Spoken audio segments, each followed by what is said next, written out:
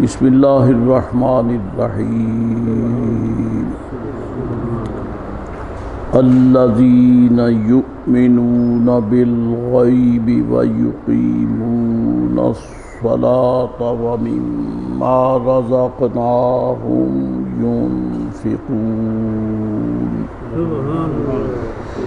صدق اللہ مولانا العظیم وصدق رسولہ النبی الکریم الامین۔ وہ جو بے دیکھے ایمان لاتے ہیں اور نماز قائم رکھتے ہیں اور ہماری دی ہوئی روزی سے ہماری راہ میں خرچ کرتے ہیں، یہ آیت کریمہ تیسری ہے سورہ بقرہ کی۔ تو اس میں متقین کی صفات ہے۔ پہلے یہ عطا ہوا، یہ بیان فرمایا کہ قرآن کریم عظمت رفعت کے حوالے سے کائنات میں ایک ہی کتاب ہے، باقی کتب دینیہ شرعیہ اسی کا پرتو حسیں ہیں اور اس میں کوئی شک و شبہ کی گنجائش نہیں ہے، اور یہ ہادی للمتقین ہے، مصدر بمانے اس میں فاعل۔ اب متقین سے متعلق حسب توفیق کچھ گفتگو ہو چکی ہے کہ متقی وہ حضرات ہیں، وہ لوگ ہیں جو اپنے جسم کو بھی حق سبحانہ و تعالیٰ کی نافرمانی سے بچاتے ہیں اور قلبی طور پر بھی وہ ان چیزوں کی تعظیم توقیر کرتے ہیں جنہیں قرآن کریم شاعر اللہ کہتا ہے، خدائی نشانات۔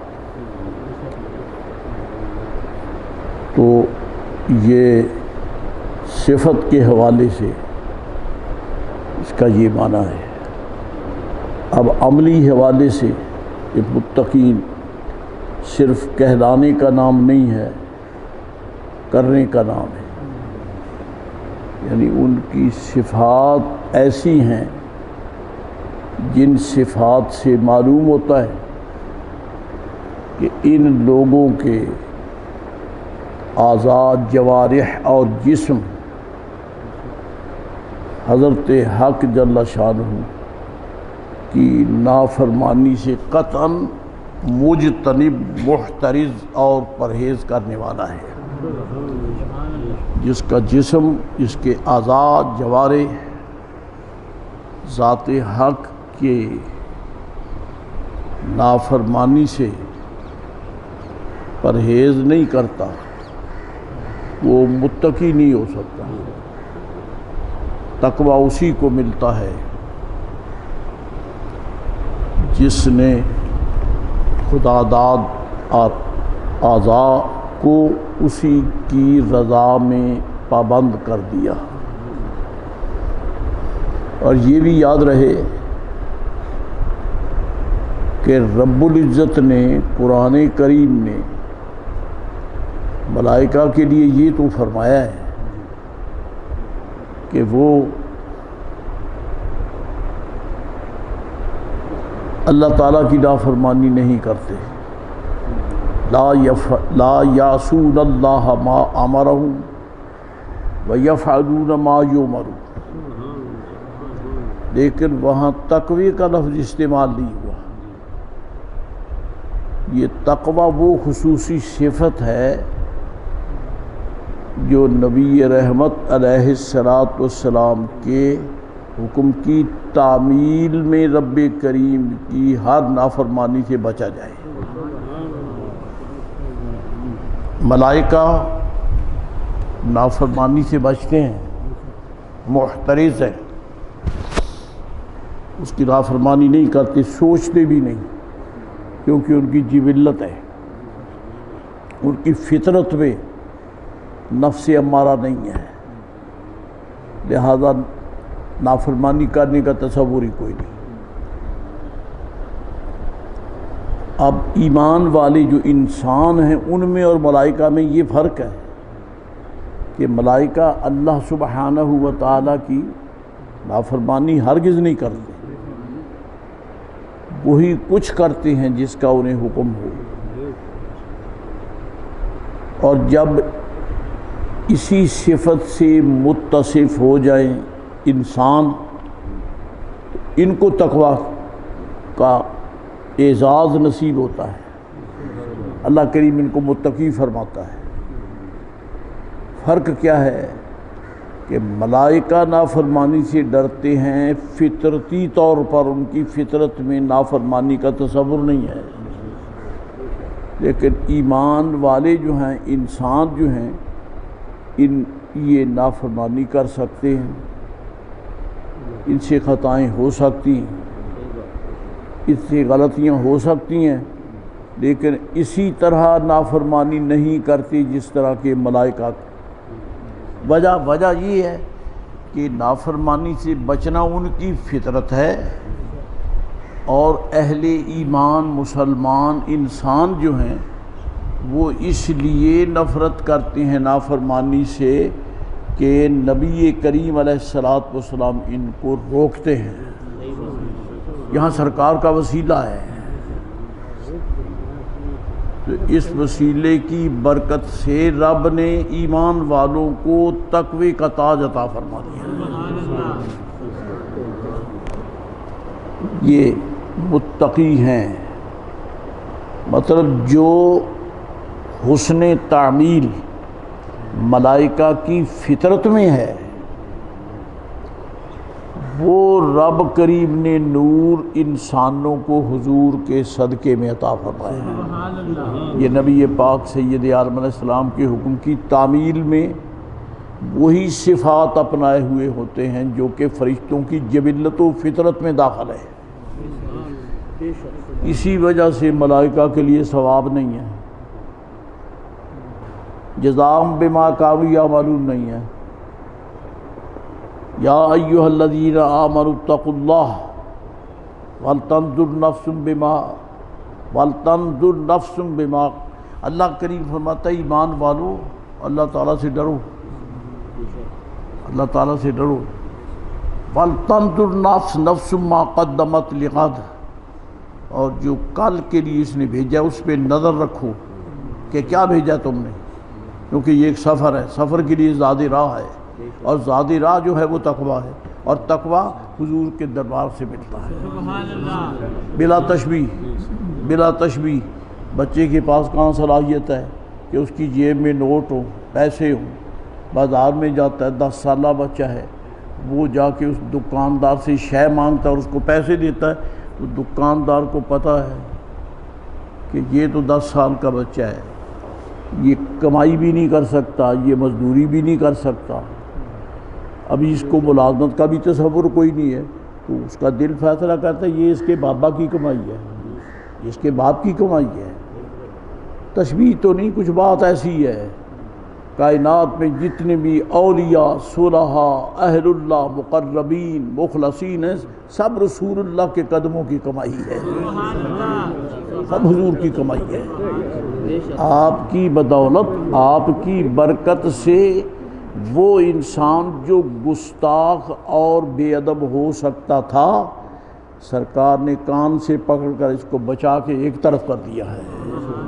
اسی کو حضور فرماتے علیہ السلام انا آخذ بحجزکم۔ ایک مسافر جب رات کی تاریکی میں آگ جلاتا ہے، راستہ بھی نظر آئے، کچھ سردی سے بھی تحفظ ہو جائے، تب ہوتا یہ ہے تو آگ یعنی جلاتا ہے بچنے کے لیے، بچانے کے لیے۔ لیکن ایک مخلوق ایسی ہے وہ آگ میں چھلانگ لگا دیتی ہے، پتنگے، مچھر، جب وہ آگ جلاتا تو وہ اس میں کود پڑتے ہیں، حالانکہ اس نے بچانے کے لیے، بچنے کے لیے آگ جلائی ہے، جلانے کے لیے تو نہیں کہ جو آئے اس میں جل جائے۔ سرکار فرماتے تمہارا یہ حال ہے، کائنات کو رب العزت نے پیدا کیا ہے اور اس میں انوار بھی رکھے ہیں، برکات بھی رکھے ہیں، لیکن تم چھلانگیں لگا کر نفس امارہ کے پیچھے چل کر اس میں کودنا گرنا چاہتے ہو، میں تمہاری کمریں پکڑ پکڑ کر تمہیں بچا کے ایک طرف کر دوں۔ سرکار مشکل کشا بھی ہیں، حاجت روا بھی ہیں۔ اگر آپ کا کرم نہیں ہوتا تو ہم جانے کیا ہوتے۔ اس لیے یہ تقوی کی صفت اور ثواب ملائکہ کے اعمال کی یہ ترجمانی تو ہے کہ وہ نافرمانی نہیں کرتے، لیکن ان کے لیے جنت اعلیٰ ہے، جنت ماوا ہے، جنت عدن ہے، ان کے لیے یہی کافی ہے کہ وہ رب العزت کی نافرمانی نہیں کرتے۔ یہی بہت بڑا اعزاز ہے۔ اور علماء علم کلام فرماتے ہیں جنت ان خوش قسمتوں کے لیے جو انسان ہیں، اس لیے کہ ان کے بچنے میں درمیان میں سرکار کا وسیلہ ہے، نبی پاک علیہ السلام کا وسیلہ ہے۔ شافی تو رب ہی ہے، لیکن درمیان میں طبیب کا وسیلہ ہے، بخشنے والا تو رب ہی ہے، درمیان میں حضور کا وسیلہ ہے۔ اس لیے انہیں تقوی، انہیں متقی فرمایا ہے۔ جبریل امین علیہ السلام کے لیے متقی کا صیغہ نہیں آیا ہے، ملائکہ کے لیے نہیں آیا، آپ کے لیے، خوش قسمت حضرات کے لیے آیا ہے۔ کیوں؟ اس لیے کہ یہ قرآن شریف کی برکت ہے، اور قرآن شریف ملا ہی نہیں جب تک کہ حضور تشریف نہیں لائے ہیں۔ قرآن پاک کی نعمت اور دولت رب کریم نے نبی رحمت علیہ السلام کے صدقے میں عطا فرمائی ہے۔ اس لیے متقین کی پہلی صفت کیا ہے؟ الذین یؤمنون بالغیب۔ متقی وہ ہیں جو کہ بے دیکھے مانتے ہیں۔ جنت نہیں دیکھی مگر طلب رکھتے ہیں، جہنم نہیں دیکھی مگر نفرت کرتے ہیں، بچتے ہیں، پل صراط نہیں دیکھا لیکن مانتے ہیں، قیامت نہیں دیکھی مگر مانتے ہیں۔ بہت بڑی بات یہ ہے کہ خدا نہیں دیکھا، رب کریم نہیں دیکھا، لیکن قسم بخدا ایسے ہی مانتے ہیں جیسے فرشتے رب کریم کو مانتے ہیں، جیسے ملائکہ مانتے ہیں ایسے ہی الحمدللہ رب العالمین ایمان والے انسان مانتے ہیں۔ کس لیے مانتے ہیں؟ کہ انہیں نبی رحمت علیہ السلام نے خدا تعالیٰ کا پتہ دیا ہے، حضور نے رب کریم کے متعلق عرفان عطا فرمایا ہے۔ کیسے؟ هو الذی ارسل رسولہ، وہ وہی تو ہے جس نے اپنا رسول بھیجا ہے، یعنی وجود رسول جو ہے یہ وجود حق کی دلیل ہے۔ حضور ہیں، یہ دلیل ہے اس بات کی کہ اللہ ہے، کیونکہ رسول اس کے بغیر کوئی بھیج سکتا ہی نہیں ہے۔ نہ کوئی ادارہ ہے، نہ کوئی فلسفہ ہے، نہ کوئی ریسرچ ہے کہ خدا تعالیٰ اس میں آ سکے۔ اللہ تعالیٰ کسی کی ریسرچ سے بھی پاک ہے، رب العزت کسی کے ادراک سے بھی پاک ہے، لیکن الحمدللہ رب العالمین پھر مانتے ہیں ایمان والے کیونکہ سرکار کے حسن کا چراغ ہی ایسا حسین و جمیل ہے کہ چاند چمکے سورج چمکے تو خلق نظر آتی ہے، اور سرکار کے حسن کا جلوہ چمکا تو خلق کو خالق کے جلوہ حسن کی زیارت ہو گئی، کیونکہ آپ کا وجود مسعود هو الذی ارسل رسولہ، هو الذی بعث فی الامیین رسولا منہم، هو الذی ارسل رسولہ بالہدی ودین الحق لیظہرہ علی الدین کلہ۔ یہاں آگے دو جملے آئے ہیں، ایک تو یہ ہے هو الذی ارسل رسولہ بالہدی ودین الحق لیظہرہ علی الدین کلہ۔ یہاں تک یہ دونوں آیتوں کے الفاظ اسی طرح ہیں کہ وہ وہی ہے جس نے اپنا رسول بھیجا، اپنا رسول بھیجا۔ جب اپنا کہہ دیا نسبت ہوگی تو پتہ چل گیا نا کہ وہ خدا ہی ہے جس کا یہ رسول ہے، وہ خدا ہی ہے جس کا یہ رسول ہے، کیونکہ فرمایا رسولہ، اسی نے، وہ وہی ہے جس نے اپنا رسول بھیجا ہے بالہدا، ہدایت کے ساتھ بھیجا ہے، بلا تشبیہ۔ بابا جان مدینہ عالیہ کی حاضری دے کر آئے ہیں تو اپنے بچوں کے لیے، اپنے دوستوں کے لیے زمزم شریف کا تبرک لائے، اجوا شریف لائے۔ یہ وہ اپنے دوستوں ساتھیوں اہل خانہ کے لیے لے کر آئے ہیں، وہاں گئے بغیر کام نہیں بنتا۔ اگر آج لوگوں نے دکانوں میں یہ چیزیں سجا رکھی ہیں تو لائے وہیں سے ہی ہیں، اس کے بغیر کام نہیں بنتا۔ تو حضرات گرامی، ایک تو یہ ہے لیظہرہ علی الدین کلہ، تاکہ دین کو، دین اسلام کو سارے دینوں پر غالب کر دے۔ سرکار اس لیے تشریف لائے ہیں، اور یا رب کریم تیری قسم ہے کہ تیرا رسول پاک اپنی ذمہ داری میں بالکل برحق ہے،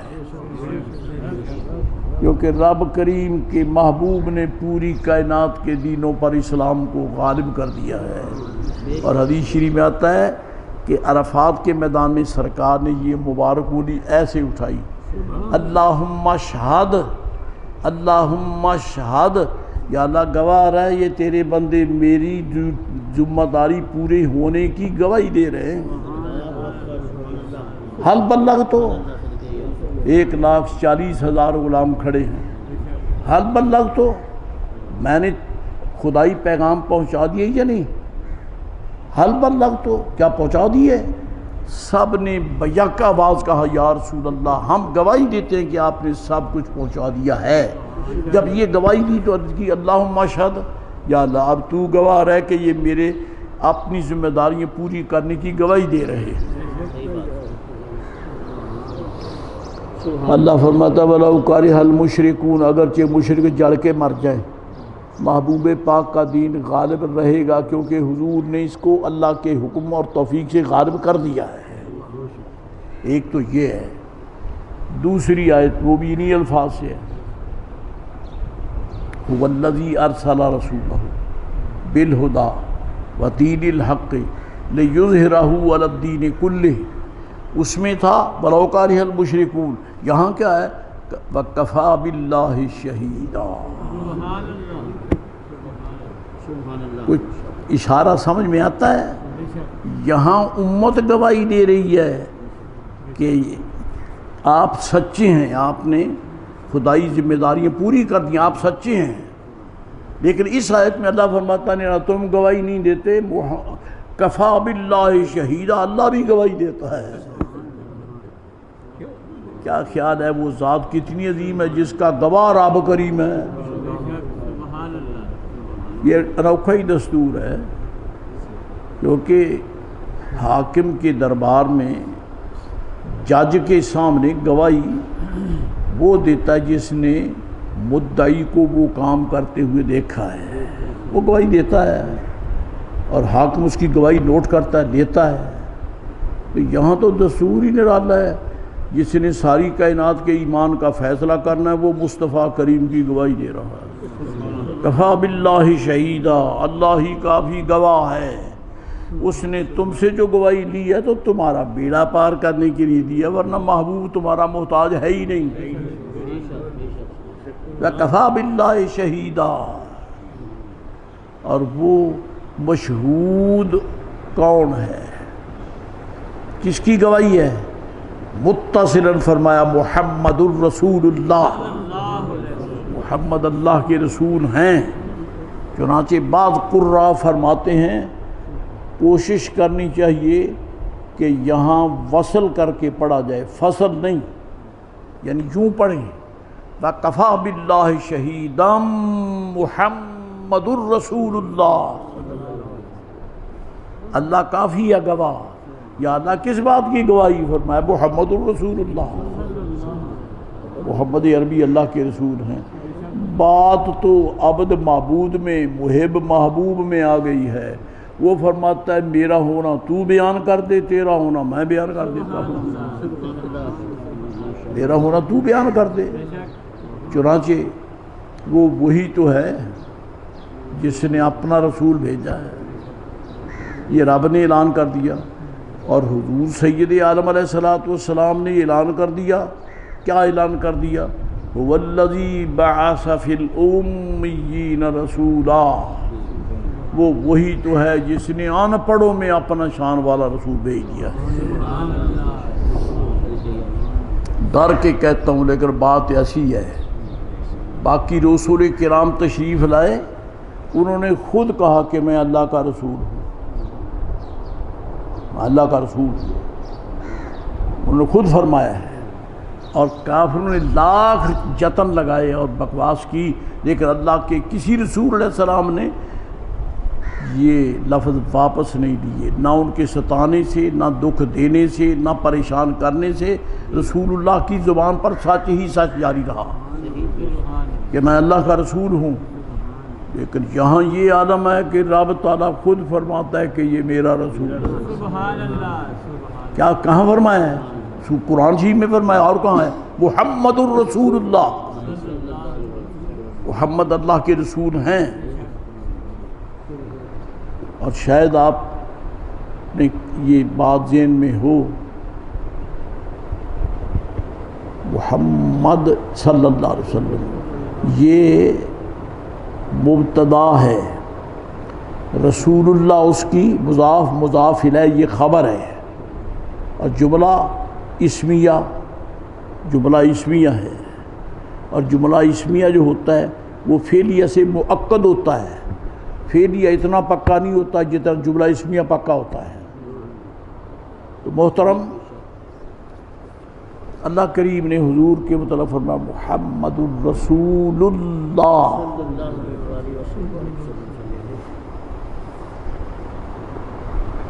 بنی اسرائیل نے کیا کہا؟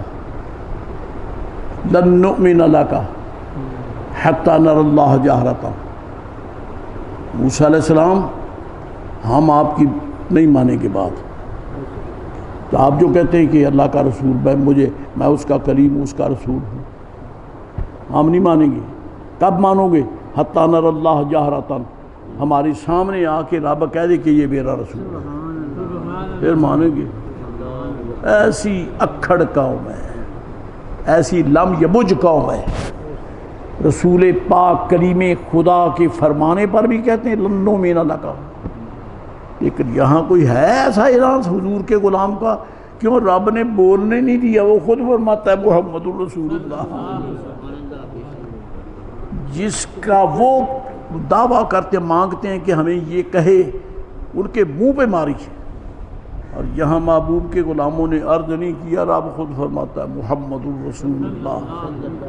اور صرف حضور ہی کے لیے نہیں بلکہ نبی پاک کے غلاموں کی بھی گواہی یہ دی، والذین معہ اشداء علی الکفار رحماء بینہم تراہم رکعا سجدا یبتغون فضلا من اللہ ورضوانا سیماہم فی وجوہہم من اثر السجود۔ جن کے منگتوں کی گواہی رب دیتا ہے وہ محبوب کس قدر عظیم ہے۔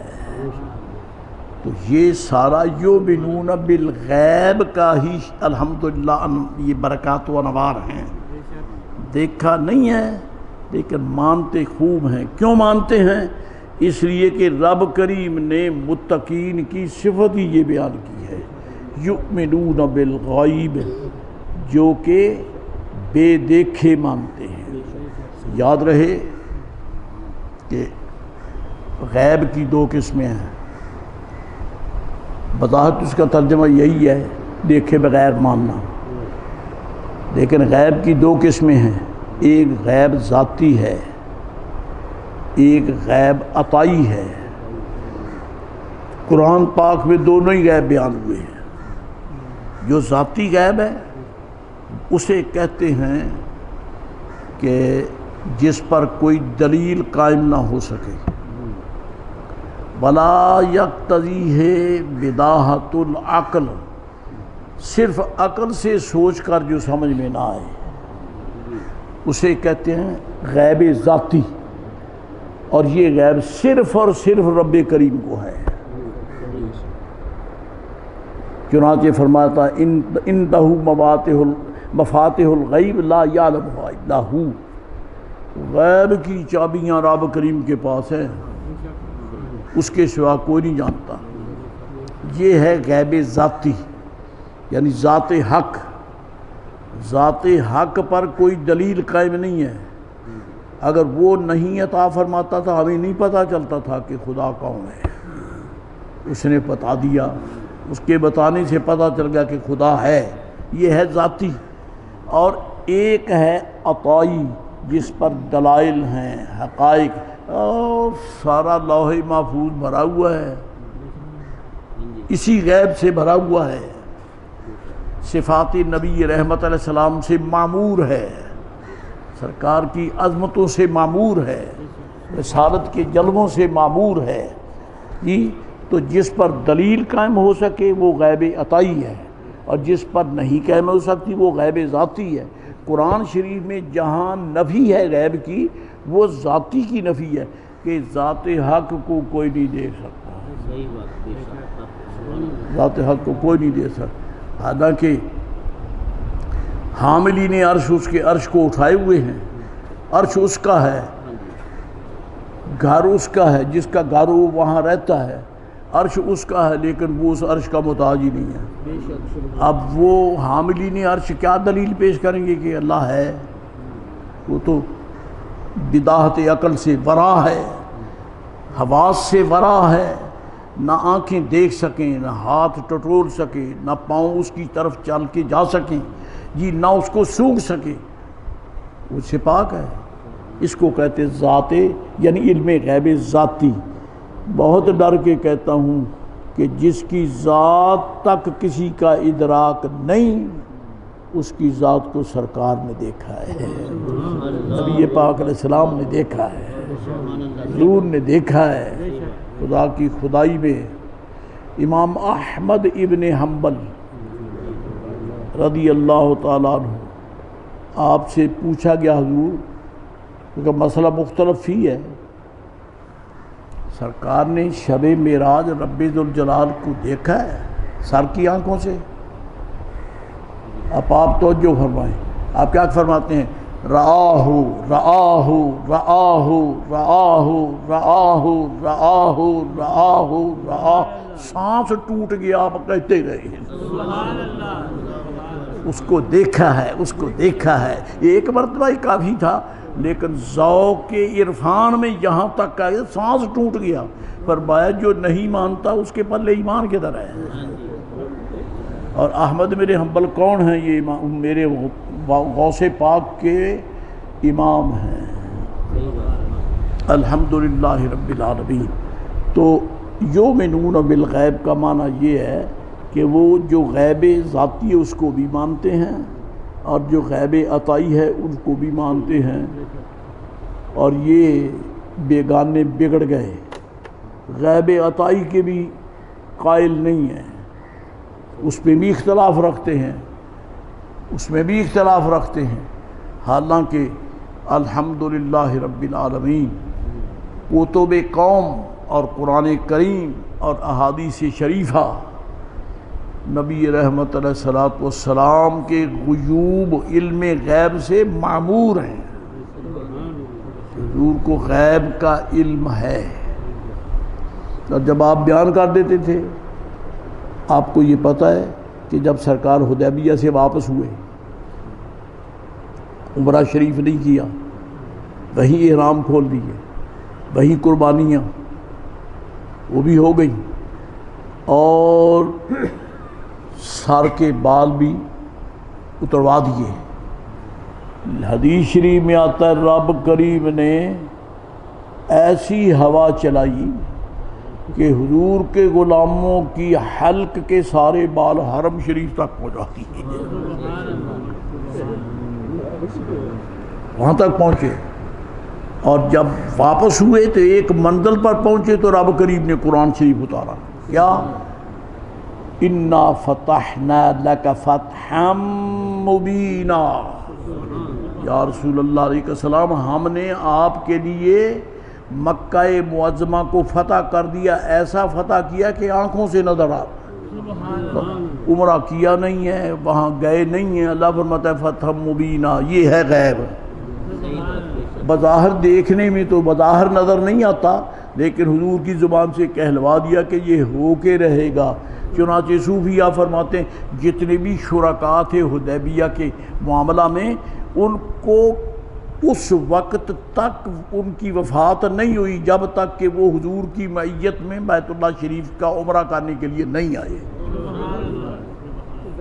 سب آئے، جو رب نے جو فرما دیا اِنَّا فَتَحْنَا لَكَ فَتْحًا، اس پہ دلیل آ گئی جی۔ تو جو دلیل سے ثابت ہو وہ علم غیب عطائی ہے، اور عطا حضور کو ہوتی ہے اور حضور آگے تقسیم کرتے ہیں، وہ عطا فرماتے ہیں۔ اب یہ ایک ایسا مستقل اور مستحکم باب ہے حدیث پاک کا اور قرآن پاک کا، جو جگہ جگہ سے پتہ چلتا ہے کہ حضور علیہ السلام کو رب کریم نے یہ غیب عطا فرمایا ہے، حضور جانتے ہیں۔ البتہ یہ ہے کہ جاننا جو ہے یہ بیان کرنے کو ضروری نہیں ہے، جانتے ہیں لیکن ضروری نہیں کہ بیان فرمائیں، بیان وہی کرتے ہیں جس کی اللہ تعالیٰ اجازت دے دے۔ چنانچہ سرکار نے سب کچھ عطا کر دیا ہے، سب کچھ بیان کر۔ صحابی فرماتے صحیح حدیث شریف ہے بخاری شریف کی کہ نماز فجر ادا کی نبی پاک علیہ السلام نے، اور خطبہ شریف شروع ہو گیا۔ صحابہ کرام خطبہ دینے والے سرکار ہیں، سننے والے غلامان سرکار ہیں علیہ السلام۔ صحابہ کرام بیٹھے، خطبہ شریف شروع ہو گیا، نماز فجر کے بعد بیان فرماتے رہے، بیان فرماتے حتیٰ کہ زور کی نماز کا ٹائم آ گیا۔ اب آپ دیکھ لیں کہ کتنا ٹائم لگتا ہے۔ پھر نماز زور ہو گئی، اذان ہوئی، نماز زور پڑھی۔ قسم بخدا کوئی صحابی جو ہے وہ اٹھ کر جوتا پہن کر گھر نکل نہیں گیا، بیٹھے ہیں۔ عصر زور کی نماز ہوگی، حضور نے پھر خطبہ شروع کر دیا، بیان کرتے کرتے عصر کی نماز ہو گئی، نماز عصر ہوئی، پھر خطبہ شروع کر دیا، مغرب ہو گئی۔ حضرت جی اتنا لمبا خطبہ، یہ اس میں مسئلہ کون سا تھا؟ مسئلہ کون؟ اتنا لمبے مسائل، یہ نماز کے مسئلے نہیں تھے، یہ حج زکوٰۃ کے مسئلے نہیں تھے۔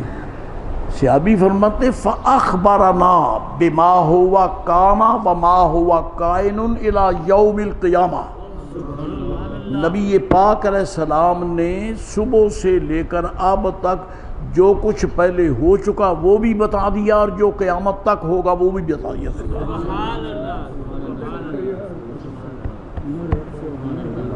اور صحابی فرماتے ہیں ہم میں سے بہتا عالم وہ ہے جس نے حضور کا وہ خطبہ یاد رکھا۔